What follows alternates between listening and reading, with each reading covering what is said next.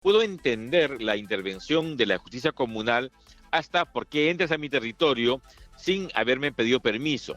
Y puedo entender un margen de retención en ese caso. Pero cuando ya se identifican como periodistas, pero especialmente cuando les exigen para la liberación un mensaje en vivo por el medio de comunicación, yo creo que ya ahí con mayor claridad han traspasado los límites que la justicia comunal le permite. Bienvenido, señor Pedraza, a Exitosa. Karina, buenas tardes. Buenas tardes. Primero, ha habido hoy día dos declaraciones, ¿no? El ministro de Justicia, Félix Chero, anunció esto, ¿ya? Y después el ministro del Interior dijo que no tenía ni idea de la medida. Nadie le contó, así que la iba a revisar. A mí me parece una medida bastante trascendente como para que no se pongan de acuerdo. Pero más allá de los desacuerdos en el mismo Consejo de Ministros y descoordinaciones, yo quiero saber su opinión.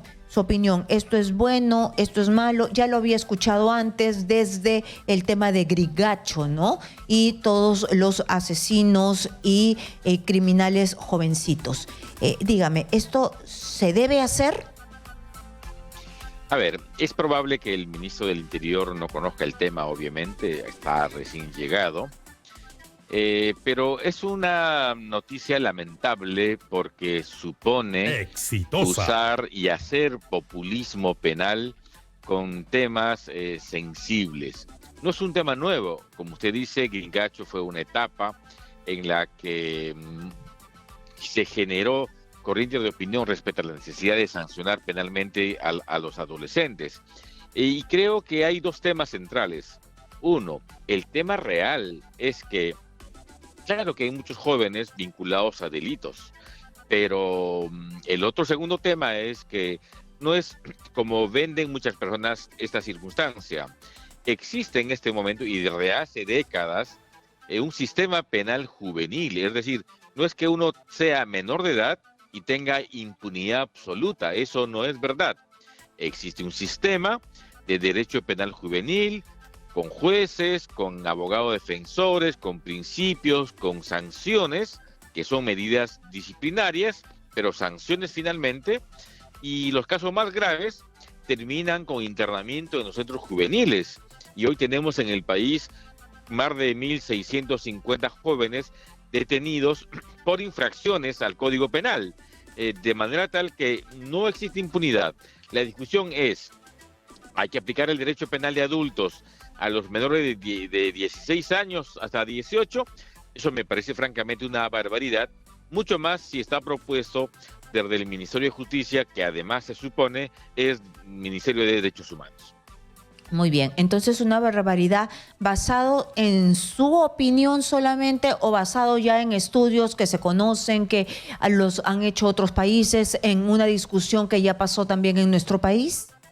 A ver, tiene varias entradas. De un lado, nosotros como país hemos suscrito la Convención del Niño y del Adolescente, que recomienda la sanción penal a partir de los 18 años. Entonces, una reducción va a contravenir el derecho convencional.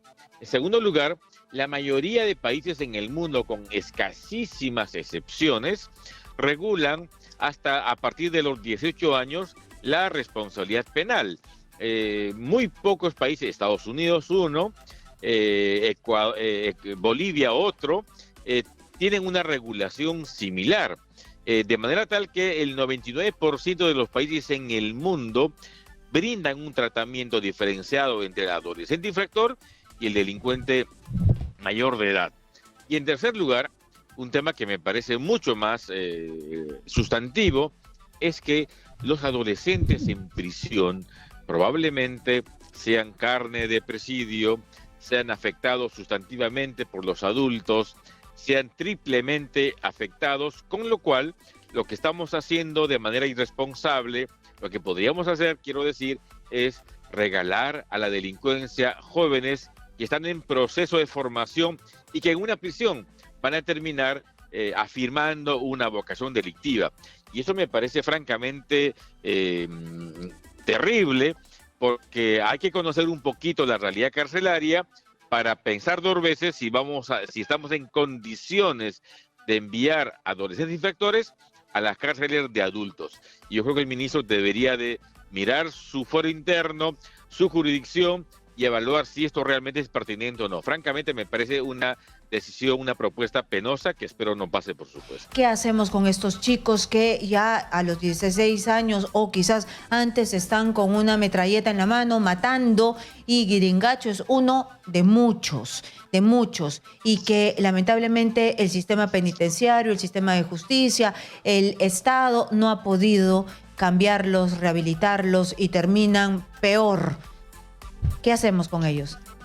A ver, es incontestable, Karina, que muchos adolescentes se involucran desde pequeños en el mundo del delito. Eso es un tema real, ha sido siempre así. No hemos encontrado, sin embargo, en las estadísticas un incremento sustantivo que pueda justificar una medida así. El año 2013 nosotros discutimos este tema, y porque también hubo corriente de incremento o de la reducción de la imputabilidad, es decir, sancionar a los adolescentes de 16 a 18 años.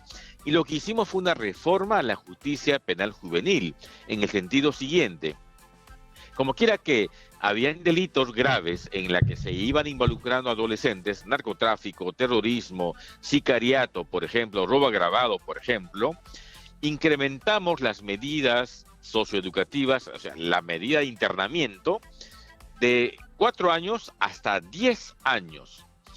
Eso se aprobó y hay una ley, de manera tal que hoy un adolescente vinculado a un hecho grave puede ser internado en un centro juvenil hasta de 10 años. Pero le doy un dato importante. Lo recuerdo, pero cuando cumplen 18 años se pasa a un penal, ¿no?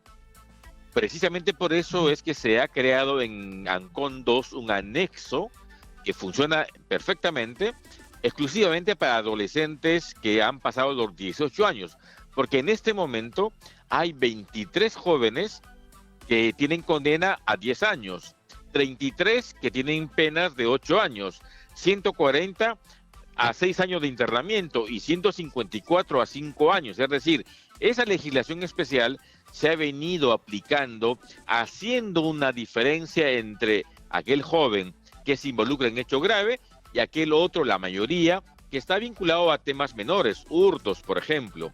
Entonces, creo que hay una legislación ya establecida y que reducir eso suena mejor, ¿no? Separarlos de los mayores de edad, pero esta separación viene con una reinserción, porque ya está bien que los separen, pero hay programas que los puedan hacer cambiar o salen peor.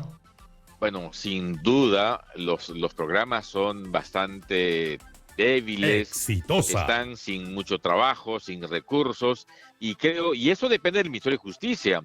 Creo que si el ministro quisiera hacer algo respecto a esta problemática, tendría que meter recursos, preocuparse por una reforma integral del sistema de cumplimiento de la medida de internamiento de estos adolescentes, para que haya más escolaridad, más capacidad laboral, es decir, para que haya mecanismos de reinserción a estos jóvenes, porque si alguien puede reinsertarse a la comunidad con mayor facilidad, sin la menor duda son los jóvenes, no el delincuente ranqueado. Un joven está en proceso de aprendizaje, todavía no tiene definido muy bien la ruta de su vida, y consecuentemente creo que si algo debe hacer el Ejecutivo es trabajar con ellos en propuestas de reforma para recuperarlos.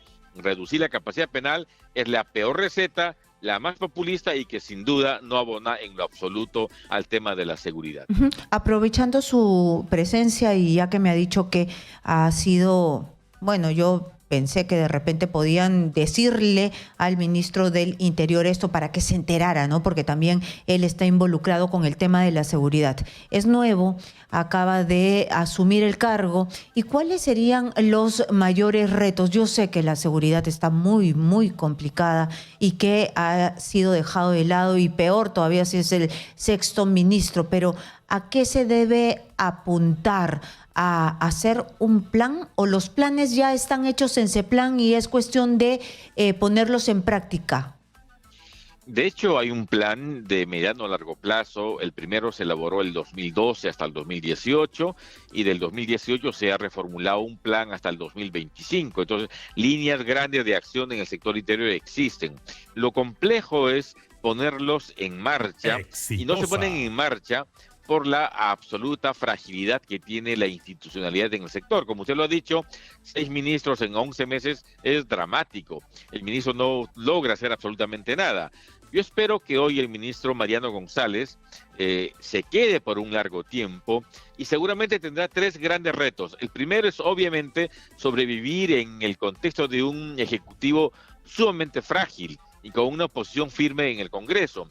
Pero el segundo tema será capturar a aquellos que la política exige. Silva, el exsecretario general de Palacio de Gobierno, etcétera. Sobrino, digamos, sí.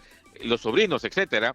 Y en tercer lugar, yo creo que es lo más importante, dar muestras a la ciudadanía que estamos en otro tiempo, que hay dirección, conducción política de la policía y que por tanto sus escasos recursos en personas, en logística, se vuelcan a la calle para que el ciudadano vea más patrullaje, más intervención policial y se siente un poco más protegido.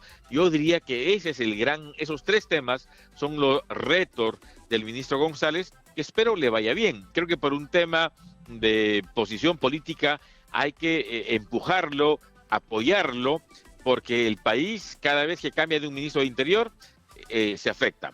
Más inestabilidad significa más ventaja al enemigo, porque obviamente la propia policía no sabe qué hacer, no tiene conducción y es imprescindible que eso termine, porque tal cual, sin duda la delincuencia avanza, no hay grandes operativos, no hay inversión, no se compra vehículos, no se compra más armamentos y recursos tiene el sector.